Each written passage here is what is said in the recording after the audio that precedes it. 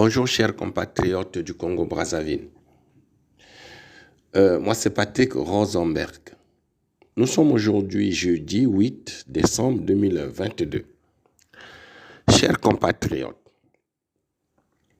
au Congo-Brazzaville, notre pays, le système judiciaire est dénoncé depuis le retour au pouvoir du dictateur sanguinaire Denis Sassou Nguesso comme défaillant, partial, corrompu et incompétent.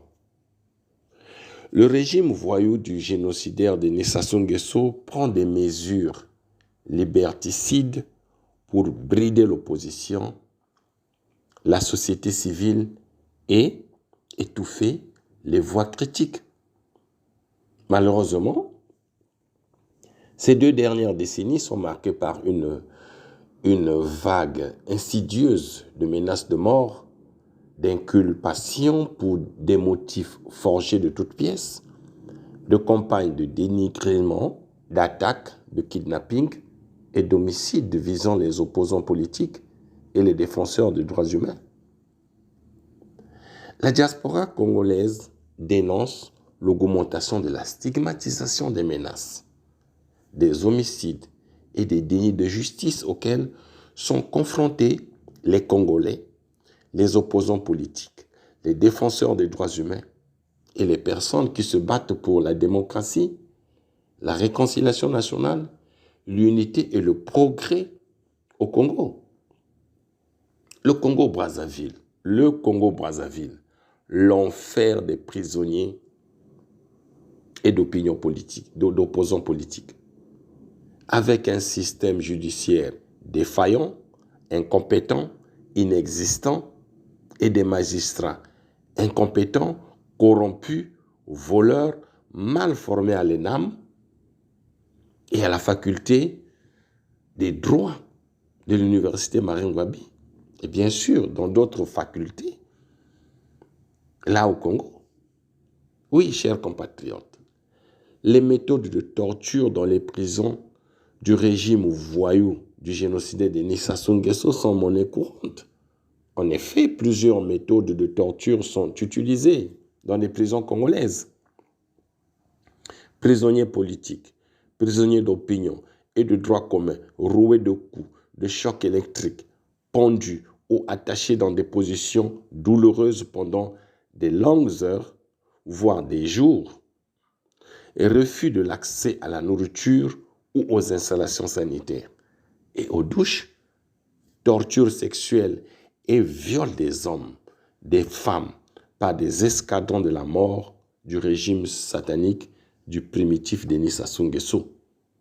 Torture psychologique dont l'obligation de rester dans la cellule d'un prisonnier mort ou mourant, ou encore de regarder la torture subie par d'autres prisonniers.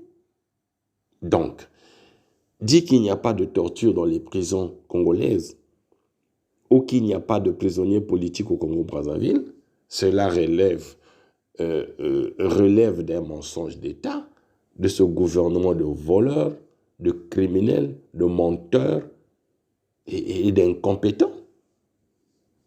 Chers compatriotes, parlons de la Likwala. Après les pluies diluviennes qui se sont abattues dans le département de la Likwala au nord de notre pays, la Likwala est toujours un département inondé, isolé, coupé du Congo. De nombreuses victimes de ces inondations n'ont toujours rien reçu et n'ont plus de quoi se nourrir, ni de toit pour se protéger, et boivent une eau insalubre. Plantations agricoles, des animaux d'élevage ont été décimés. Je comprends évidemment la frustration des populations de la Likwala, qui sont abandonnées à leur triste sort par le gouvernement des voleurs. Ces populations sont anxieuses et n'ont reçu aucun ravitaillement du gouvernement illégal de Brazzaville, ni des ONG. C'est une période très très difficile et longue pour nos concitoyens de la Likwana. Et le bilan de ces inondations ne cesse de s'alourdir. Au fur et à mesure que le niveau des eaux baisse, l'on constate de lourds dégâts.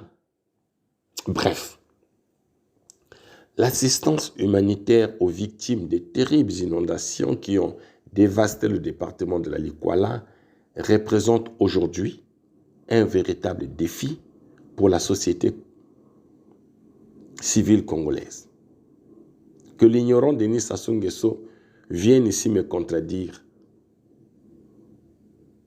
Oui, chers compatriotes, la diaspora congolaise estime que le Congo-Brazzaville est un pays dans lequel tout est fraude et opacité dans tous les domaines, dans tous les secteurs, à tous les niveaux, où tout ce qui est simple, normal, régulier ailleurs devient problématique, compliqué et irréalisable dans le cœur et l'esprit des Congolais. Le criminel Denis Sassou Nguesso est passé maître dans cette pratique consistant à s'engager avec la volonté de ne pas s'acquitter de ses engagements, avec des discours répétitifs qu'il ne comprend même pas lui-même. Il est déconnecté de la réalité des Congolais. Et son fils, bâtard, Christophe Sassou Nguesso, un voleur qui veut donner des leçons de morale aux Congolais. Il parle de moraliser la société. Christophe Sassou Nguesso, toi-même, tu dois d'abord te moraliser. Il faut moraliser ton père. Tu es un voleur, tu détournes les fonds de l'État, tu voles, ton père tue les gens et tu viens donner des leçons de morale aux victimes de votre vol. Christophe Sassou Nguesso, tu n'es qu'un super idiot. Oui, Sassou Nguesso est passé maître dans cette pratique consistant à s'engager avec la volonté de ne pas s'acquitter de ses engagements. Je veux parler ici des arriérés, des bourses d'études que le gouvernement de voleurs, de criminels, d'incompétents et de menteurs veut éponger. Oui, chers compatriotes, si le président Alphonse Massamba Deba était toujours en vie et au pouvoir comme ce bâtard de Denis Sassou Nguesso, le décès du peuple congolais serait sans doute, sans aucun doute, moins misérable aujourd'hui. Et le peuple congolais n'aurait probablement pas coulé si profondément dans cette misère. Et si le président Pascal Lissouba n'avait pas été renversé par une bande de racailles, ces militaires vauriens, ces incompétents, cette bande de racailles dirigée par le paranoïa Denis Sassou Nguesso, le Congo serait peut-être devenu la petite Suisse d'Afrique, comme en rêvait cet excellent professeur Pascal Lissouba, que nous regrettons tous aujourd'hui. Mais la préférence de certains Congolais pour la médiocrité note que le renversement du président Pascal Lissouba en 1997 avait brisé le destin de tout un peuple et freiné le progrès de toute une nation. Mais ceux qui arrangent des faux opposants politiques et des médiocres intellectuels congolais, de moindre effort intellectuel, tels que les Claudine Monaré, Pascal Tchatimabiala, Mathias Nzon, Clément Mierassa et d'autres psychopathes d'État qui sont dans le gouvernement, c'est d'avoir un patient de la psychiatrie, un médiocre dirigeant comme Sassou Nguesso à la tête du Congo, un Sassou Nguesso dont la kleptomanie, le vol, le mensonge, l'idiotie et l'incompétence ont écumé toute la classe politique congolaise. Chers compatriotes, les étudiants congolais galèrent depuis plusieurs années. Nombreux sont des étudiants à ne toujours pas percevoir leur bourse d'études depuis plusieurs années. Le retard dans le versement des bourses d'études, des bourses étudiantes est en train de mettre dans l'embarras les étudiants congolais. Ces étudiants ont des loyers à payer, mais aussi des courses alimentaires pour se nourrir, parfois des frais médicaux à assurer pour se soigner. Comment s'en sortir quand on navigue à vue d'œil avec un gros déficit dans son budget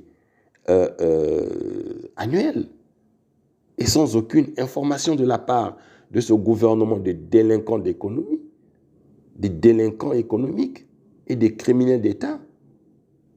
Car l'opacité des services des bourses d'études est précisément ce qui agace les étudiants du Congo-Brazzaville. Il leur est impossible de comprendre ni pourquoi un tel retard a lieu, ni quand les bourses vont finalement être versées. C'est un climat délétère qui n'est pas sans chagriner beaucoup plus les étudiants, déjà soumis à une augmentation de nombreux frais qui leur incombent et à la crise économique qui frappe tous les pays. Chers compatriotes, dans cette affaire des bourses d'études, j'estime que le Congo-Brazzaville doit faire preuve de probité morale et honorer à ses engagements. Car tous ces enfants d'illettrés, de villageois et de pauvres qui gouvernent notre pays aujourd'hui ont bénéficié de ces mêmes bourses d'études pour devenir ce qu'ils sont aujourd'hui. Sans ces bourses d'études, j'en suis sûr que les ministres et députés du Congo-Brazzaville, ces enfants de pauvres, seraient des pêcheurs et des chasseurs comme leurs parents, illettrés et pauvres. Et la diaspora congolaise de Paris interpelle ici le criminel Jean-François Ndengue à mettre fin à ces intimidations à l'égard de ces jeunes syndicalistes de l'université Marengwabi qui actuellement vivent dans la clandestinité, privés de leurs droits de revendication, alors que ces étudiants ne font que revendiquer leurs droits sociaux. Vive le Congo-Brazzaville, vive les Congolais, vive la diaspora congolaise. Je vous remercie, Patrick Rosenberg. À la semaine prochaine.